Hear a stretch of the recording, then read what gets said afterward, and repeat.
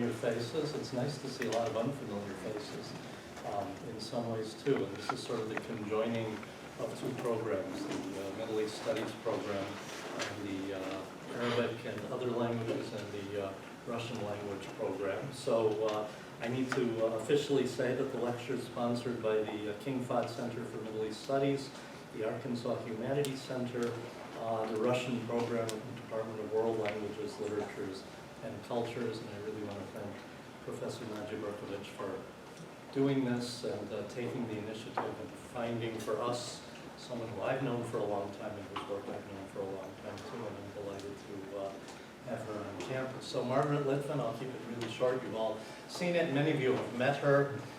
She is professor, associate professor formerly at Boston University. VIA, I always have to say, the University of Chicago, my ancestral stomping grounds, at least in this country. She's worked at the edges of popular culture, literature, drama, mass-mediated popular culture in the Arab world, traditionally what we call the Eastern Arab world, or the Mashriq, but always pushing the boundaries of that, and now with her more recent work pushing the edges of the Middle East, Russia, the Soviet Union, what used to be called Soviet studies, Central Asian studies, part of this whole process that many of us are involved in toppling boundaries, not colonizing other areas, but looking to see where there are parallels and patterns that move us through. So her first book is a marvelous study of Hamlet's Arab journey, looking at the figure of Hamlet, the dramatic work of Shakespeare, and how it has been translated into the Arabic-speaking world. Ironically, in many ways, not from its sort of English original, but through French language translations, and then through Soviet film adaptations. And then how these characters, who we oftentimes try to figure out, she calls in one of her classes, the global Shakespeare, how they work in other parts of the world. And her analysis and study of Hamlet and Shakespeare in particular, as produced in the Arab world, is really fascinating, interesting. I have a used copy of your book that I got somewhere, and whoever had it before me liked it so much that there's no place left to market anymore.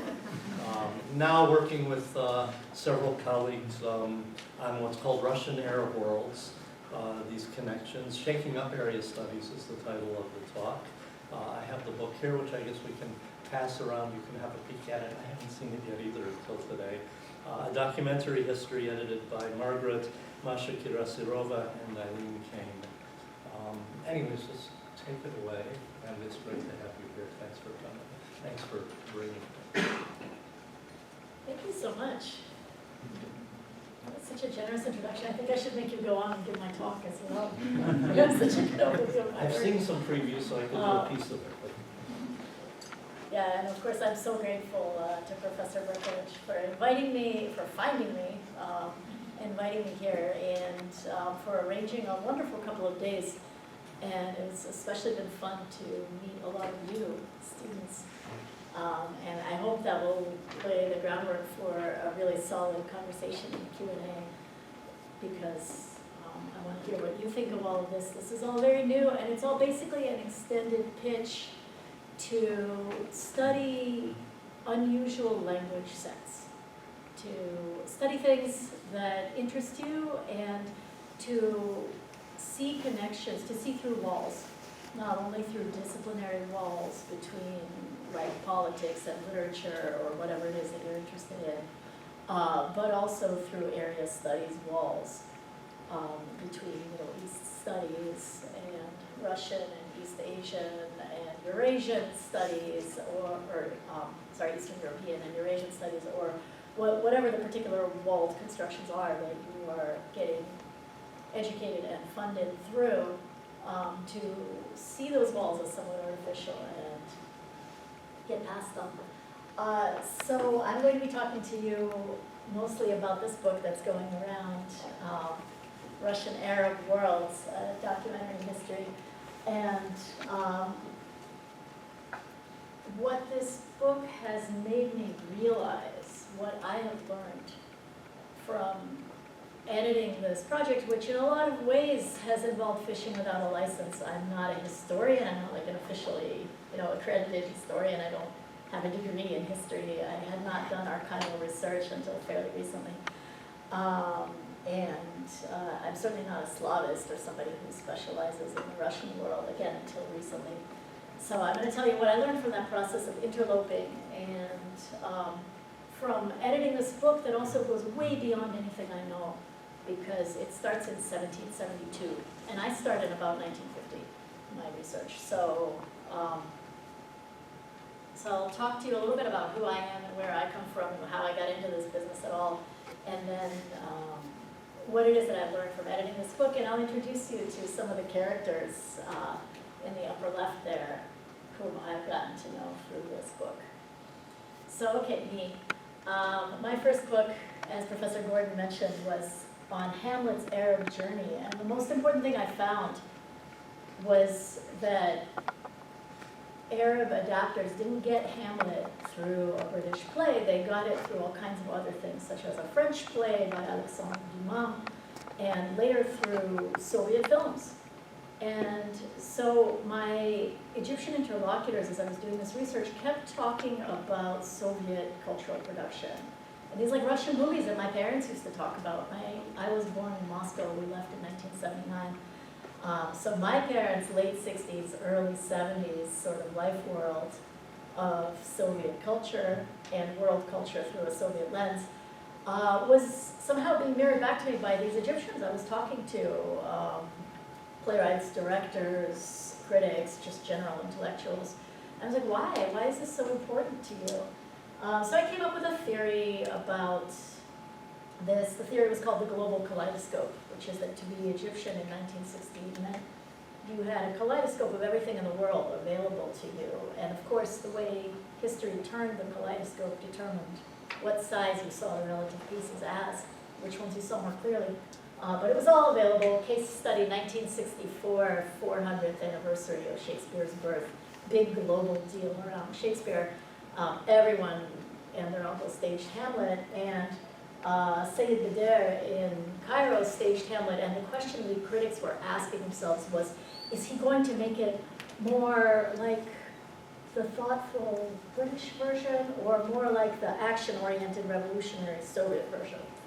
And so this is a normal conversation that Egyptians were having, in a way very worldly people, way less provincial than, for instance, American Shakespeare audiences in the same time. So I got interested in why this Soviet culture was present at all in the Middle East, and what form it was present in. I found Soviet children's books. This is one called Kim Bleats. It's a Mayakovsky poem about what to do with your life, what to do as a career. It's not the book that I brought with me, but I've got a few others which I can pass around for show and tell. So you begin to see that one reason Soviet culture was important was that it was available. It was being marketed by the Soviet government, by government-supported agencies, and by the Egyptian and other Arab ministries of culture. That didn't quite explain its appeal. Like, it's available, but why is it attractive? Which was another question I had. I went back to Russia only once since emigrating. I was just telling you, it's in 2013. And I was fortunate to meet Anna Arkadyevna Dalynina, the sort of dean of Russian Arabistics. And I told her that I wanted to write a book about Arab Russian and Arab Soviet cultural connections. And she's a Soviet person. I mean, she had defended her dissertation the year Stalin died. And she said, why on earth do you want to work on this? This is toxic, this is propaganda, this is garbage that we were forced to work on, these cultural ties and, making nice with the third world. And why don't you, if you're working on Arabic literature, go work on the Maqamat or something, go work on some classical, high quality Arabic literature. Why do you want to do these ties? So that's always also in the back of my mind of how to do this ethically, how to do it in a way that doesn't feed into Russia's reassertions of global power, how to do it in a way that doesn't center Russian culture, that doesn't do all the sort of same BS that Soviet-era propaganda would have done with these studies. How to do something different with it. that Talingana would not be disgusted by. I've just submitted a book manuscript that tries to do this, that talks about Arab students in the Cold War USSR and what they got out of the experience, centering the Arab receiver, not the Russian culture beaming down on the Arab student and enlightening the benighted masses or whatever, but really centering the agency of the Arab writer who went to the Soviet Union and maybe read something they hadn't read before, maybe saw a new movie, maybe it wasn't a Soviet movie at all, maybe it was Czech, maybe it was American, but in that context with those friends. And then talking about how contemporary writers, 21st century writers, long after the collapse of the Soviet Union, which of course happened in 1991, so long after that, how they're reimagining that history and how they're repurposing it and reusing it. So that's where I come from as a scholar. And another current project I have is I'm translating a book called Al-Hay Abusi, The Russian Quarter, by a Syrian novelist who I will tell you about. I'm not going to take the time to read the quote. This is the opening paragraph of the book. It's about a giraffe. It's about the Syrian civil war, and it stars a giraffe. And it has lots of Russian characters in it. Again, not in a way that Moscow would have approved of at all. So, meanwhile, I've been having fun with historians. These are Eileen Kane. She's not really that much bigger than us. She's just standing forward, closer to the camera. And Masha Kirasirova, my co-editors for this project, Russian Arab Worlds. They are both legit historians. Eileen has a wonderful book called Russia and the Hajj, about Russian state sponsorship of pilgrimage traffic to Mecca. And Masha just published a book called The Eastern International, about Arabs, Jews, and Central Asians and how they helped to construct the Soviet Union's anti-colonial empire. That's a thing, an anti-colonial empire. And so I started having fun with archives. You can go, even if you never check out this book from your library where it's available actually in ebook form, you can go on the Oxford website and look at some of our primary documents, which are really cool. This is John Randolph's chapter in the book. It's the first chapter in Russian Arab Worlds, and our aim was to have every chapter shake up an assumption in area studies. So this one shakes up the idea that the history of the modern Middle East begins in 1798 with Napoleon's invasion of Egypt, which is something like every course of the making of the Middle East starts in 1798. Turns out that the earliest European military intervention in the Eastern Mediterranean occurred in 1772 by the Russian Navy at the invitation of some local Arab leaders, Ali Bey Kabir and Bahadur Omar, who wanted to do a little local uprising, little warlords who wanted to create a little independent statelet against the Ottomans, and called in the Russians, who were sort of in a long war with the Ottomans at the time, and said, hey, can you come help us? And they did. And so a historian named John Randolph at Urbana-Champaign translated for us from a Russian naval officer's diary of this attack, this military campaign in which they besieged like Haifa, for instance, and also Beirut and Sidon later. And talks about what he met in Ali Bey's camp and the weird mixture of people, including many from the Russian Empire's borderland, the Georgians, for instance. Ali Bey Kabir himself was descended from Georgian peasants. And so I started to see that our assumptions about time and also about place are not going to work. So, okay, what's wrong with area studies and what are some good alternatives? This is the University of Chicago, where I did my graduate work. You can see that there's a Center for the Art of East Asia, a Center for East Asian Studies, a Center for East European and Russian/Eurasian Studies. That's a mouthful. There's a Center for Middle Eastern Studies, a Center for Latin American Studies, etc. What's wrong with this picture is that if you want to study, for instance, Uzbekistan, which is in Central Asia, you have to do it under the umbrella of Eastern Europe, which is completely an artifact of US, like Cold War strategic chunking of the world and has nothing to do with real people and their geography and how they move and who they communicate with. This is my current university, Boston University, where I've been for over 15 years. Asian studies, European studies, Latin American studies, Middle East and North Africa studies, which I helped found, a big African studies center, and then something called Muslim societies and Muslim cultures, because of course most Muslims in the world don't live in the Middle East.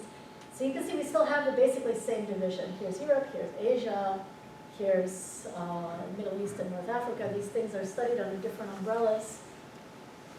And at some universities, if you do a degree in Middle East studies, you have to learn 2 languages. For instance, at the University of Texas, Austin, you have to learn, let's say, Arabic and also Persian, or Arabic and also Hebrew. And I was talking to the people in charge there one time, and I said, well, could you learn Arabic and also Russian? And no, that's not a Middle Eastern language. And so there's just certain lines of research that cuts off. If you don't, could you learn Persian and also Chinese? It might be crazy interesting. You might find things. There's fascinating work being done right now by a Saudi Arabian historian on Arabic and Chinese intellectual connections. And here, I guess it's something similar. I don't know the situation here, but I'd be interested to hear about it from you. And again, it's divided by centers. And it seems that maybe the students of Russian and the students of Arabic don't have that many occasions to interact. So a better framework might be, and you can see the perplexity that our book creates for librarians.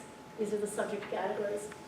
Arab countries, historiography, general history of Africa, Egypt, and Sudan, history, Middle East, Egypt, Arabic, Soviet Union, biography, they don't know what to do with us because the phenomena that we tried to survey are various and not only bilateral. Everyone I'm going to talk to you about today is bilateral. It's actually a case of an Arab person who travels to a Russian-speaking country.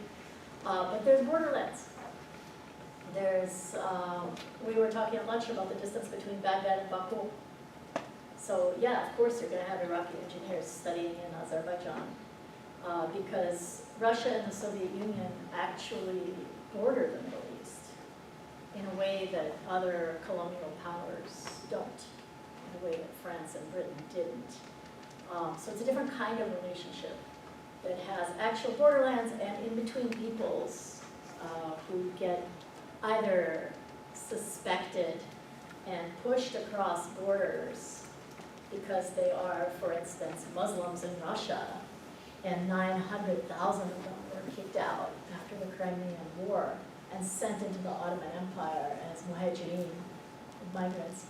But then once they're there, they might be used as intermediaries. It's like, oh, we suspected you, this happened to Jews in Palestine, of like, oh, okay, we're happy to let you leave the Russian Empire and go over there, but once you're there, oh, could you spy for us? Could we extend diplomatic passports to you? Eileen Kane has a fascinating piece in the book about extraterritorial protection, where the Russian consul in Palestine gets suddenly interested in these people. They're like, okay, you made your way to Palestine on actually pilgrim passports that were made for Russian Orthodox pilgrims to go to Jerusalem. You used them off-label in this unorthodox way as Jews. You sat there till your Russian passports expired. Now you're asking for consular protection. What do we do with you? So you start taking the subject position of your characters and looking at them as they move across these borders and also across these time periods. And that helps break down some of these artificial walls. It also makes you see how things you've taken for granted, like this is way too small to read, right?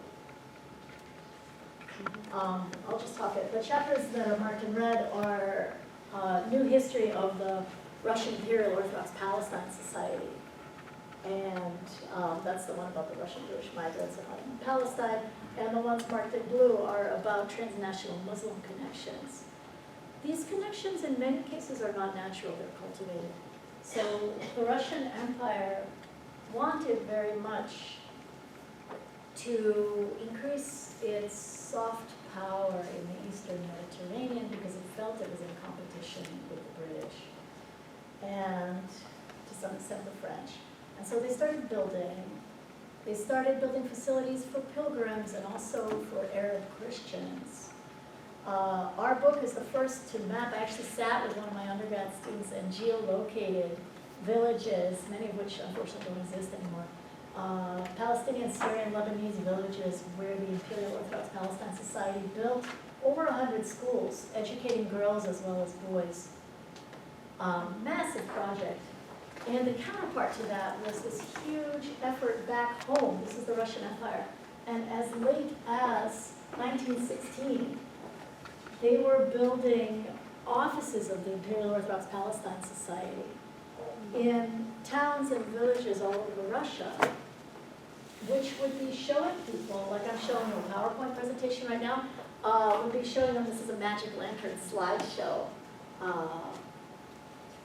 from before the Russian Revolution, showing them Palestine, making them love it, making them identify their Christianity with this holy site of Jerusalem in a way that they previously might not have. They might have identified with St. Petersburg as the sort of locus of their faith. Building these solidarities systematically so that they could then say, well, we are the protectors of the Arab Christians, and so we deserve rights in Palestine. This is the Imperial Orthodox Palestine Society School in Nazareth. And I don't know if she's in this picture, but Kulthum Alda, whom I'm going to tell you about, went to this school and then to the Teachers College in Beit Jala. And it changed her life. She was one of these outstanding border crossing individuals who really helped influence the shape of these bilateral relations, even as she made her life through them and kind of not exploited in a bad way, but took advantage of them for her own development as a human. I'll get to her in a minute. The first one I want to tell you about is just fun. He's an Egyptian sheikh. He studied at Azhar, the important Islamic university in Cairo. And he was one of the first Arabs to teach Arabic in Europe. He went to St. Petersburg, and he stayed there from, I think, 1840 to 1850.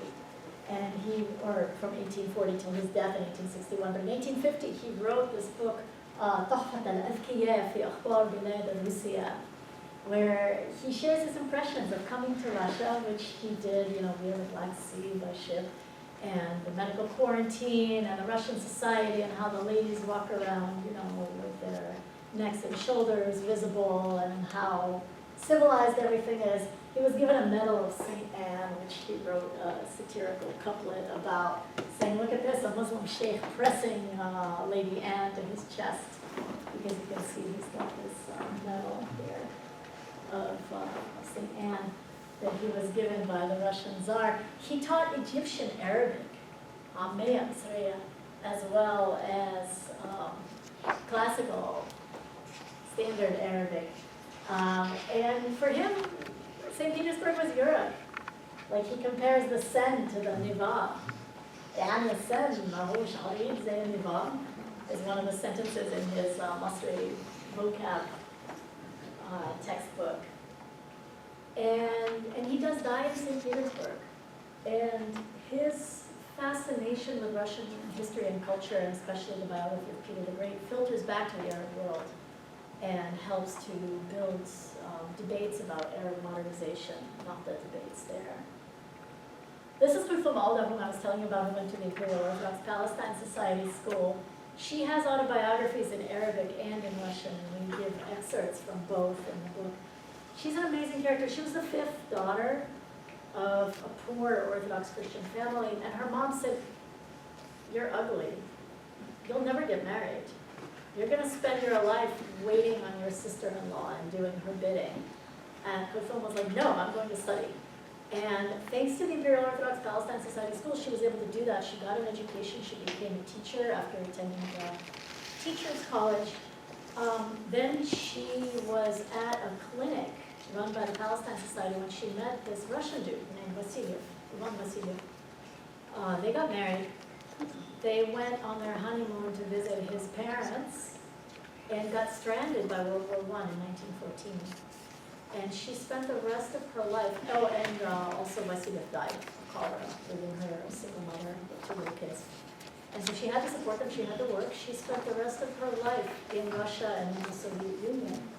She ended up training generations of Soviet Arabists. This is her sitting next to Ignacy Ulyanovich Krachkovsky, the big Russian and Soviet Arabist, the teacher of Daginin, who I showed you in the beginning.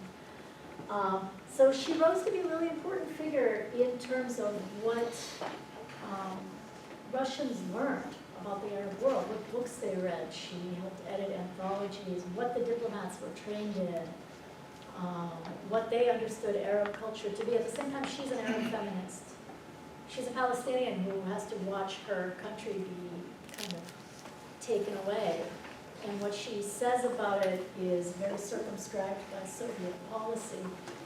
She also was very brave in testifying on behalf of colleagues who were arrested and imprisoned under Stalin, and she was herself jailed a couple of times, but luckily nothing terrible happened to her. She survived into the 1960s. This is her sitting next to Brezhnev, the Soviet premier, shortly before her death. This must be around 1965, the window between where her life ended and where Brezhnev's career began. And she's just been decorated with a high award for helping Soviet knowledge and research. During the Cold War, which Kutlumalda lived to see and participate in as a Soviet scholar, the Soviet Union opened its doors to hundreds of thousands of international students from Asia, Africa, Latin America, and Eastern Europe, and tens of thousands from the Arab world. So after 1967, Syria became the top sending country, but quite a few came from Egypt and from other Arab countries. A lot came from Iraq. A lot of people came from Jordan or Kuwait, who are actually Palestinians, although some were Jordanian or Kuwaiti. One of them who I enjoyed translating is this guy, Saidi Fidel Rus is the title of his memoir, like an upper Egyptian among the Russians. Zakaria Turki was a retired refrigeration engineer.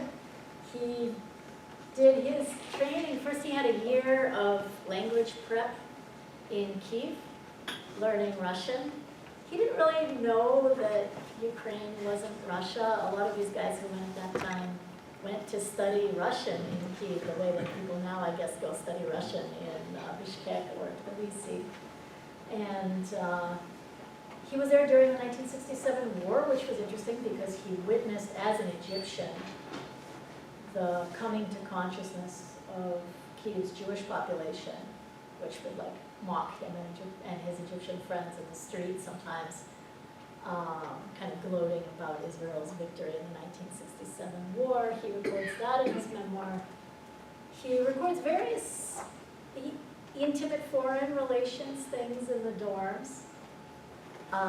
He goes to study in southern Russia in Astrakhan and experiences bathroom shock. A lot of the memoirs and novels about the Arab-Soviet study abroad experience focus on filthy toilets.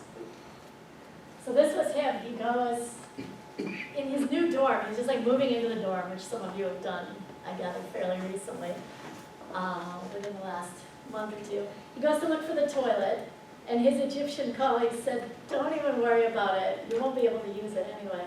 He's like, "No, you have to show me." One of the Egyptians walked me there and opened the door and said, "Here you go." When I looked, I saw 5 Benedi, like country style, Egyptian country style, that is no seats, squat toilets without doors, and the Russians squatting doing their business.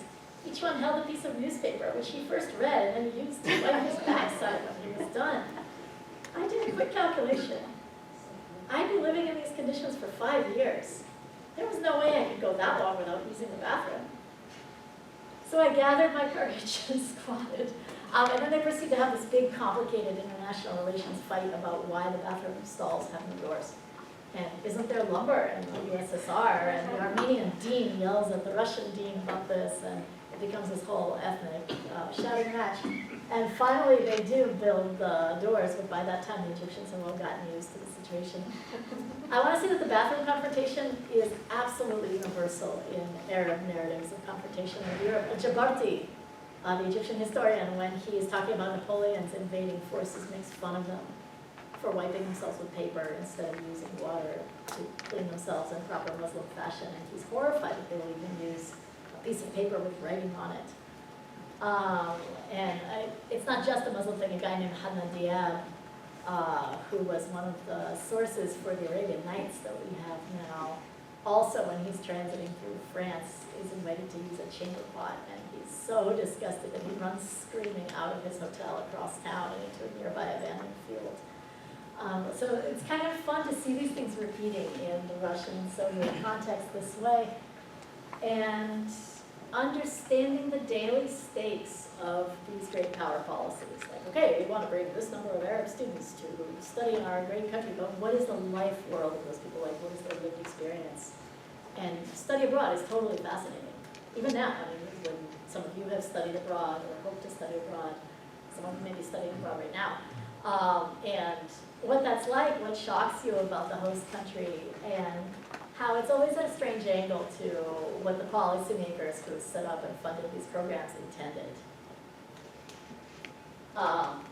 That's an artist's rendition of these doorless squat toilets. They're famous.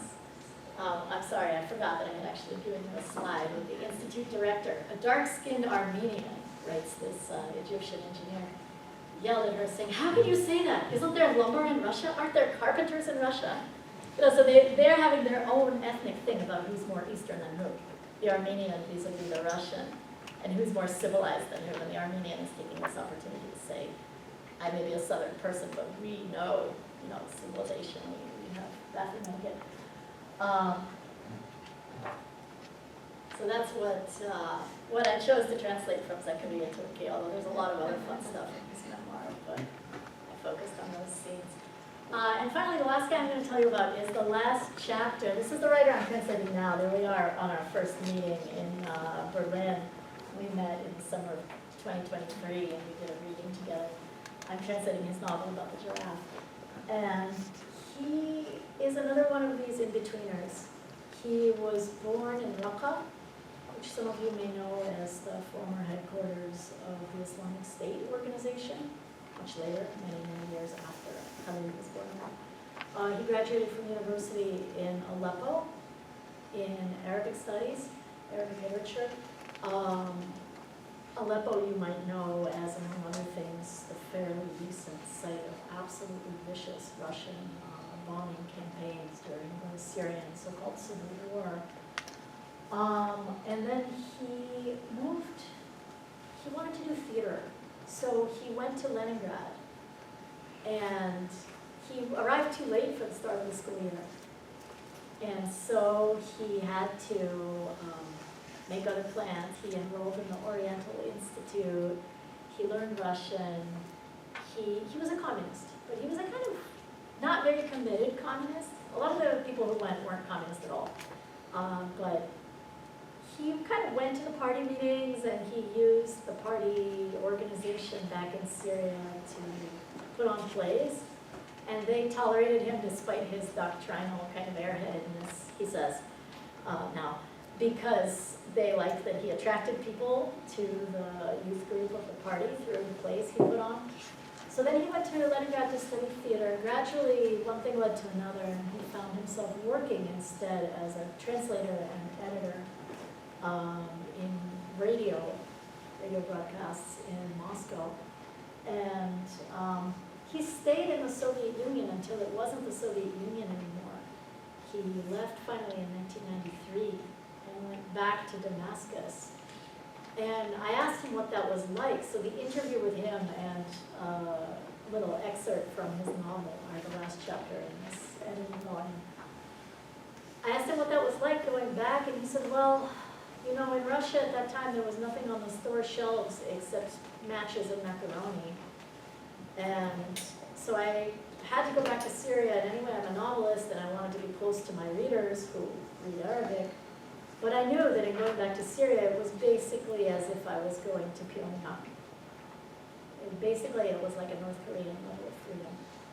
And he knew that, and he was happy to do it, and he was having a fine life in Syria until the revolution was destroyed by Assad's regime and turned into a very bloody civil war, at which point his neighborhood was kind of caught in the middle between the Russian-supported regime forces and the various increasingly militant, increasingly Islamist rebel groups. And his windows kept getting blown out, and he really wanted no part of the revolution or the war. And finally, in the summer of 2015, he fled. And he started writing this novel, The Russian Quarter, during the war, and finished writing it in transit. And I find the novel incredibly moving, but I find the story of the novel moving too, and I think that's part of what is maybe pushing me to devote time to translating it. So Khalil finished writing the novel. You know, he ran from Syria to Turkey and then did the Robertini to Greece sort of thing that thousands of people were doing in the summer of 2015. And then a writer friend arranged for him an apartment in Athens, so he sat there for a while and wrote some more. And he told me he finished it in a refugee shelter in Brussels. And this made me feel like, oh my God, sometimes I sit at my desk in my nice study with a door that closes and no one bothering me and I can't get writing done. I'm like, what on earth is my problem? I asked him, how do you write a novel in a refugee shelter? And he said, well, you know, it was kind of loud, but eventually my neighbors and their guests would go to sleep and I could get a couple of hours of writing done. His novel doesn't pull any punches about Russia and its role in the Civil War, but it doesn't focus there either. It creates this unique fictional world. Haya Rusi is this fictional neighborhood. The main feature of the neighborhood is a zoo. And the main feature of the zoo is the giraffe. And the characters in the zoo are partly human, some of them are human, some of them are animal. There's a couple of wolves, there's a hyena. There's an Afghan hound named Raisa Petrovna, who is owned by the zoo director named Viktor Ivanich, who used to be a journalist in Russia, but then I guess retired to Damascus. And is running this zoo in Damascus. And so there is a narrator who, like Khalil himself, studied in the USSR and worked there with Viktor Ivanich and then came back to Damascus. And the narrator has a girlfriend named Mona, who was Russian, whom he met actually we find out that they had already met in the Soviet Union, but they re-meet on the steps of the Russian Cultural Center. And so this is, what time is it? One second. Where is my clock? I need it. I don't know whether I It's 6:10. You have have time 10, to read it. Okay. 5-10 minutes. 5-10 minutes. Okay. So I will not read you that paragraph, but I can come back to it in the Q&A if you want, about the narrator and his friend the giraffe watching an archival soccer match on the roof of the zoo. So the point is, he builds a completely idiosyncratic Russian Arab world that is his own, that is imaginary, although the violence to which it is subjected, I won't spoil it in the book, but you can kind of imagine, is real. And so he's not blocking out reality, but at the same time, he is creating, he's taking his artistic license, his liberty as an artist, to take all of the Russian culture that he's been exposed to and turn it into what he wants to turn it into. And then I think there's a piece in there about the superfluous man of Russian literature, who Khalil has said is really important to him, the sort of strong, courageous, self-sacrificing Russian woman, and her flip side, the superfluous Russian man, who in this case is the superfluous Arab man, the narrator. So he takes takes all of these cultural things, he mixes them up, and he turns them into his own product, which he writes while fleeing, essentially, from Russian bombing. And those are the kind of characters that I think you miss if you approach the world only through a kind of national paradigm. Okay, I study Arabic literature in Arabic, and all this other stuff is marginal. I don't care about people who cross borders. I don't care about people who straddle temporal boundaries between the Tsarist and Soviet, or between the Soviet and post-Soviet periods. And sometimes these in-between characters can be really interesting and fun to talk to. What I love about Khalil is that he pushed back at all of the stupid questions that I asked him when I was interviewing him. We hadn't met yet. I was interviewing him by Zoom, I think, and then in writing, we kind of edited back and forth. And I asked him, was the collapse of Syria under Bashar al-Assad the same as the collapse of the Soviet Union? Because look, you lived through two collapses of the country we were living in. And he said, absolutely, night and day, nothing in common. Because Gorbachev was not a butcher in the way that Bashar al-Assad chose to be a butcher. And then I asked him another dumb question. I said, is it difficult to reconcile your Russianized and Syrian selves? And what I meant by this was, like, when you come back to Syria from having lived in Russia, are you kind of attracted to Russians? Do you have a lot of Russian friends? Do you then lose those friends when Russia intervenes in the Syrian civil war, whatever? He totally rejected the entire premise of the question. And he said, am I really Russianized? Am I even Syrian? I don't think that way. I know well that the writer and the intellectual more generally is a hybrid person, as I've told you. He had told me. There's a polyphony of different thoughts, memories, and feelings in my head.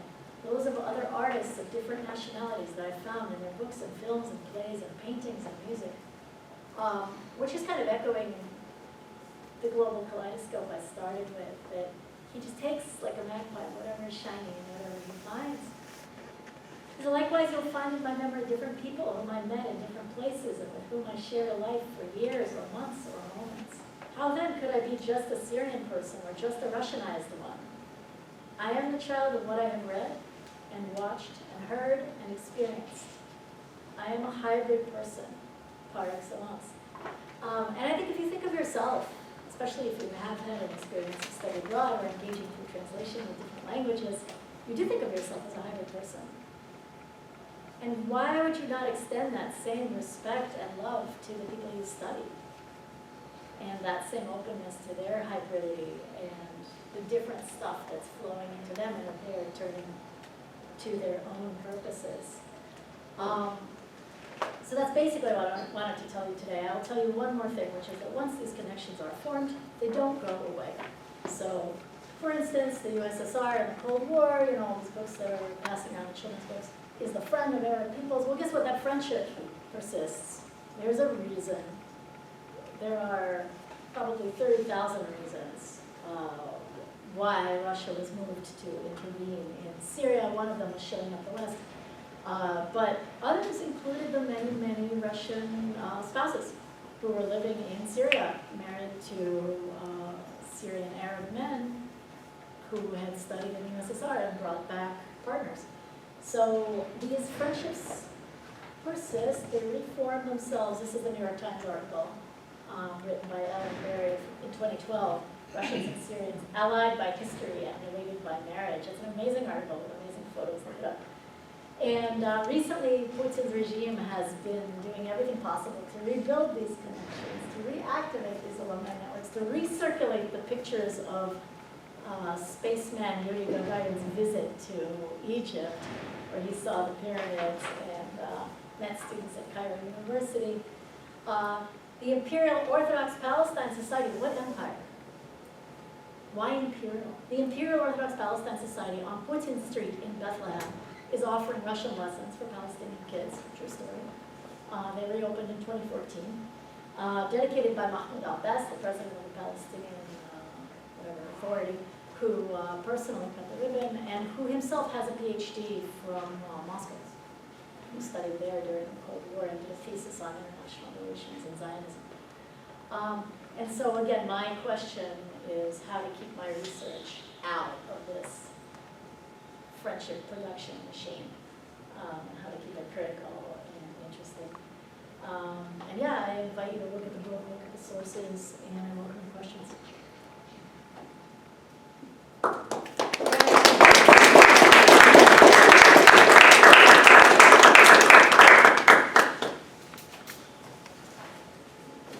Yeah, you by the camera. Yes. Oh.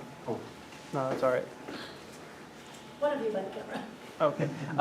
So I just had a question about like how Russia saw itself like with relation to the Middle East, because during the Russian Empire they had like the belief of like Third Rome, how they were like the successor to the Byzantines and then therefore like the Roman Empire, and you know that would have caused a lot of conflicts with like the Ottoman Empire, who saw themselves as, you know, the successors to Rome as well. And so how did that play into like the relationship and how that dynamic evolved? Well, Katerina Clark has a book called The Fourth Rome about this very issue, about how the early Soviet regime kind of rebuilt. There's a kind of continuity where you inherit all the czar's stuff and you want to work very hard to show that you're not an empire, you have no imperial designs on, you know, Muslim peoples or anything like that, but somehow you want all the same territory, and how they reconstructed themselves as, oh, well, we're going to help you. Now, I'm not talking about the Middle East, I'm talking about like Central Asia, for instance, Turkestan, and the Caucasus, how the Bolshevik strategy was to empower local elites and be like, see, we're empowering you to have your own culture and your own language and your own government and everything, as long as you're pro-Moscow. So that was the anti-colonial empire bit. My book is called Red Mecca, which again gets to that sort of, there are competing centers.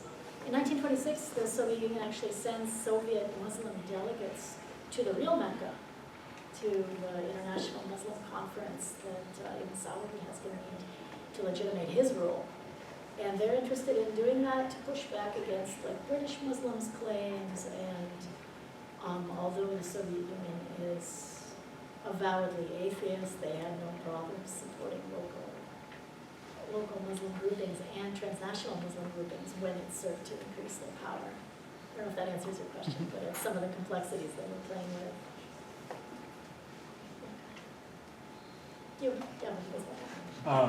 I am always kind of like surprised at how diverse Russia can be throughout history, and so I was just wondering, like hearing off that bathroom banter moment, I was wondering like what would the experiences be for like an Arab exchange student visiting like Moscow or St. Petersburg versus like a place like Kazan or Ufa? Yeah. If you came across any like accounts versus if like one was preferred or not, or like more. The party apparatus and their own minders were strongest in Moscow, and so some people preferred to be sent someplace in the boonies so that they would have a little more freedom. There were stories of Algerians being sent to study in, for instance, Baku, and being really mad, being like, these facilities are not superior to what we had in Algiers. What are we doing here? And they went on strike and they stopped going to classes. And the thing is that these students have some power because they're so important diplomatically for the Soviet Union to hold up and wave around. So if they're like, you know what, we're leaving, we're going to go study in France, or their government, the Egyptian government at one point, pulled 150 Egyptian students from all over the Soviet Union and moved them to the United States. It was like a Cold War flex, because you could do that when you're a coveted third world power. So yeah, they made noise when they were unhappy with their conditions, but some people didn't mind being far away in the provinces. The other thing about Soviet diversity is that if you are Egyptian, like I translated an Egyptian writer named Sanal Ibrahim, who is Egyptian, Arab, Muslim, looks essentially like he could be my grandpa. Kind of, you know, short, curly hair. He was frequently mistaken for a Jewish person. Jews are a visible minority in Russia, and people thought that he was some kind of a Soviet non-Russian person. Either he was Jewish or he was maybe Georgian, and so he got that kind of domestic visible minority experience. And for a lot of Arab Muslim male writers, this was their first time being minoritized in this weird, like refracted way, because the Soviet Union is diverse and people look all kinds of ways. And if you are like a sub-Saharan African student, everyone knows you're African. But if you're from the Middle East, they can mistake you for one of their Easterners. And that was a real kind of mind boggle for a lot of people.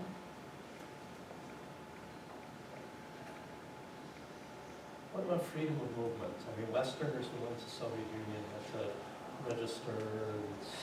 Did these students, were they bound as to how far they could travel outside of their home city?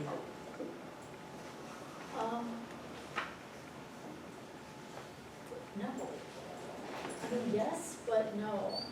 But they reported, during my prep year in Moscow, I made friends with this woman, and then I traveled back to visit her when I was studying in Kiev. No one reports having to apply for a permit.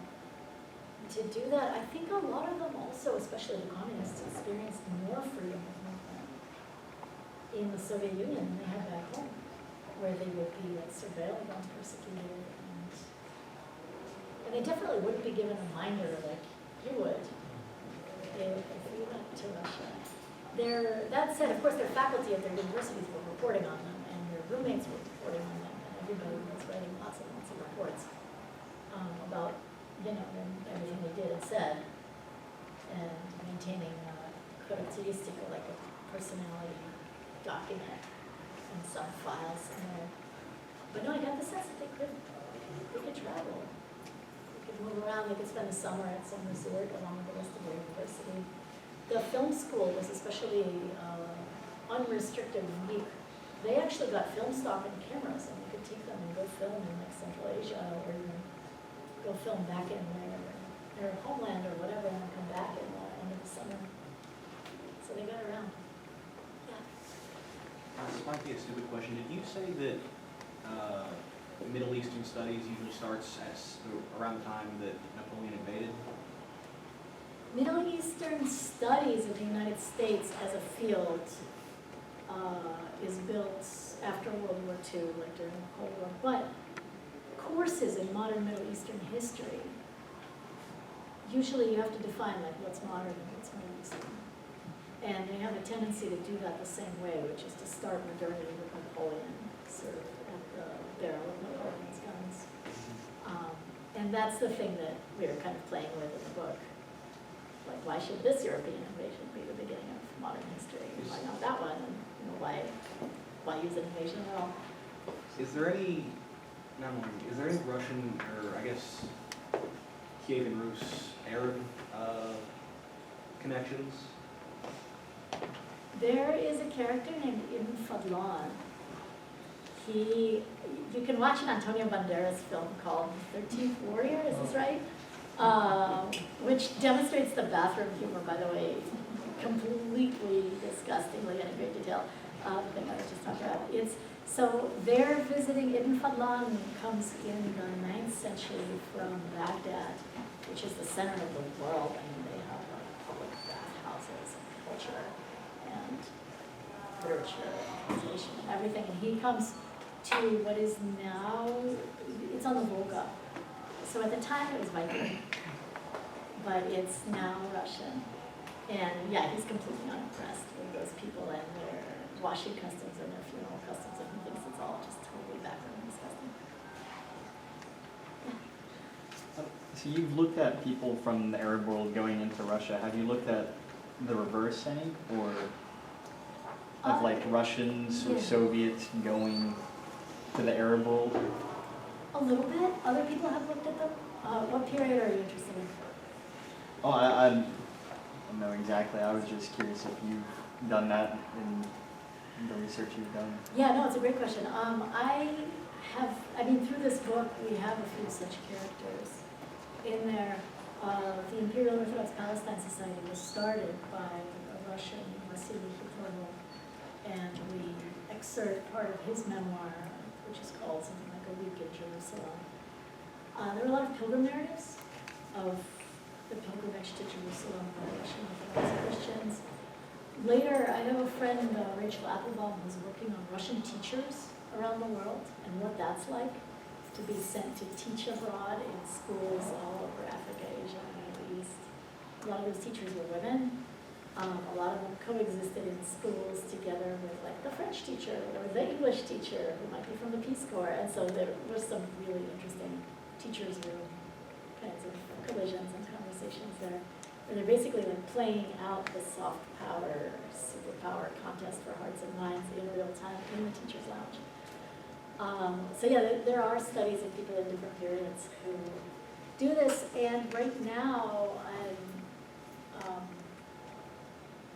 hopefully about to edit a small journal collection in the National Journal of Middle East Studies, featuring a story about Russian embedded correspondence in Syria and how they write about that experience, which is another kind of Russians going to the Middle East sort of experience. There's also Syrians who went to fight with Russian forces in Ukraine, and it gets really tangled up. And it's possible to study them too, kind of go back and forth. But yeah, so in different periods, it exists. I haven't personally studied it, but it's super interesting. Yeah. Yeah, I was wondering about Chechnya. I think of it as kind of being caught in the middle of all of this. Yeah. And not fitting, they don't see themselves as fitting into Russia, but Russia doesn't want to let them go, and so that creates more complications than the rest of it. And I just wonder if you have comments about.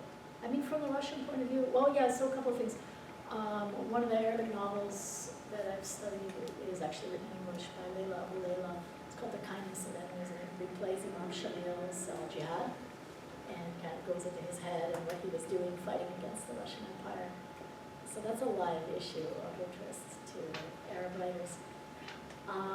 The other thing is that at the time that they were flattening Aleppo, Russian diplomats were tweeting out pictures of Grozny in Chechnya and how it had been rebuilt and was glorious and glowing and all lit up, and they were like, Aleppo, this could be you, which, you know, is kind of collapsing the near abroad with the foreign abroad, or the domestic east rather than the foreign east, in a very painful way, I think. I'm really attracted by the cover art. It's clearly got some iconography, typical iconography, but it's not typical iconography. So could you just tell us a little bit about where you got that, what's it about, and how it really brings together some of the ideas that you talked about? Yeah, thanks for the question, and apologies to the students who already heard me go on and on about this. This is Mahmoud Sabri. He is an Iraqi painter, communist. He studied in Moscow at the Surikov Art School in 1960, thereabouts. And he got interested in icon painting. So he started memorializing his fallen communist colleagues who were being at that time massacred by the Iraqi regime in Russian icon painting style. So yes, everything you said is exactly right on. Yeah, Tim. I was wondering if, and maybe this is, I don't know, maybe this is way off, but I was wondering, are there any interesting like cultural manifestations about what, to me, having lived in Lebanon in the 60s and 70s, like the main thing that you notice about Russian relations with the Arab world is weapons, right? I mean, like Syria is armed by the Russians, Egypt Yes. is armed by the Russians, the Palestinian guerrilla is armed by the Russians. Every Palestinian guerrilla knows how to take apart a Kalashnikov It has to be rifle, Kalashnikov, yeah. right? Where does, you know, is there, I don't know, does this show up in the cultural field, I guess is my question. That's a great question. Now I'm gonna worry about it, because I don't have a good answer for you. I can't think of examples of like movies about, that's what you're thinking of. Yeah, or novels, or, you know, I mean, I'm sure, you know, the Palestinians sang about Kalashnikovs and stuff, I mean, you know, There, or the clashing, they called it, so. yeah, no, it's, I'm sure there are. Probably more music than some things I don't know. I'm really shockingly word focused. I don't do much visual culture or sonic culture, but yeah, you should look at that.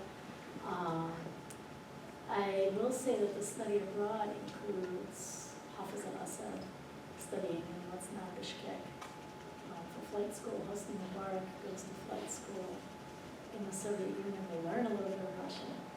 And so I think in the military, that's where the Soviet traces were made. Yeah, I need to look into this, I don't know. It is interesting. We should. The other stuff, the ideology, yes, up and down, poems to Lenin and translations of Che Guevara and whatever, sure. But the actual weapons, I don't know. When you interviewed Khalil, did you interview him in Arabic or Russian? Or both? Or? It is amazing how much Russian these guys remember. We spoke Arabic, but then we switched to Russian for a little bit just for fun. And then when we met in person in Berlin, he wanted to speak a little bit of Russian with me, and his Russian is still, he lived there for almost 10 years. And he's a literary person, and he's translated Chekhov into Arabic, the complete short stories. So his Russian was really competent. Also, the prep year that these students had it really marked them. They had teachers who were really dedicated. They learned to do like Russian handwriting, their books, pretty much like what my parents learned to do. They were really acculturated hard. More? Thank you for coming and bringing these worlds to us here.